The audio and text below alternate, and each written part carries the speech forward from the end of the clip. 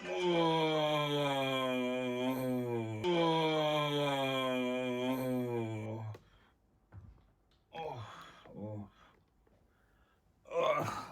rytas, laikas keltis. Oi, kaip puikiai išsimiegojau ant nostros pagalvės ir užsiklojęs nostros antklodę.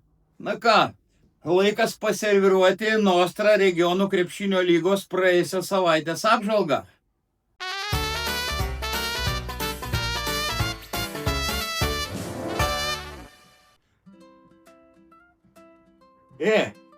Čia filmuoja jau?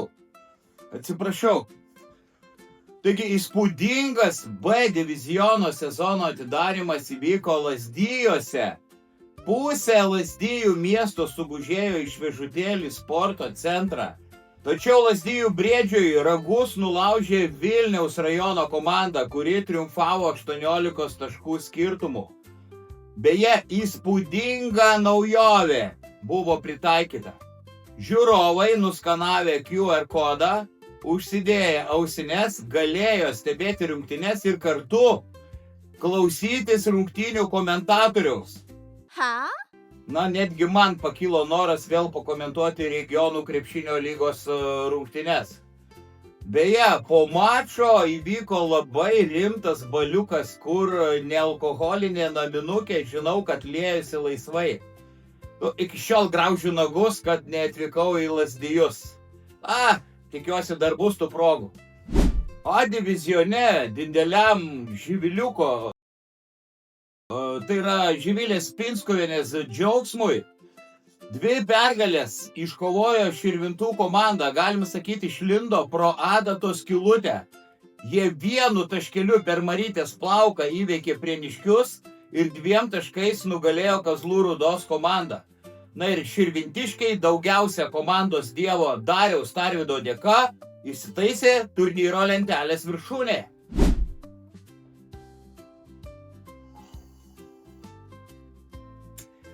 Praėjusi savaitė buvo pažymėta 2 tiesiog dieviškais pasirodymais. Klaipėdos LCC tarptautinio universiteto komandos asas Kornelijus Zikas mače su Biržų ekipa surinko 3 dublių ir sukaupė net 43 naudingumo balus. Wow!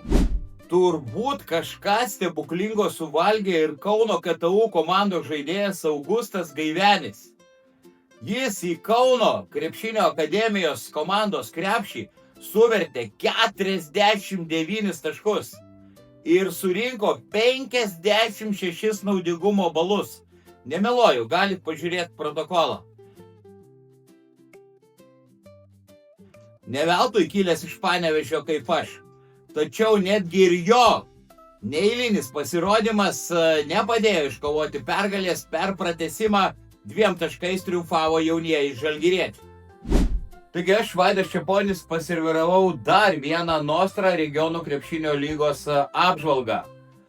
Pavargau, dar truputį užkasiu, einu miegot, jūs irgi nebadaukit, susitiksim kitą savaitę. Iki.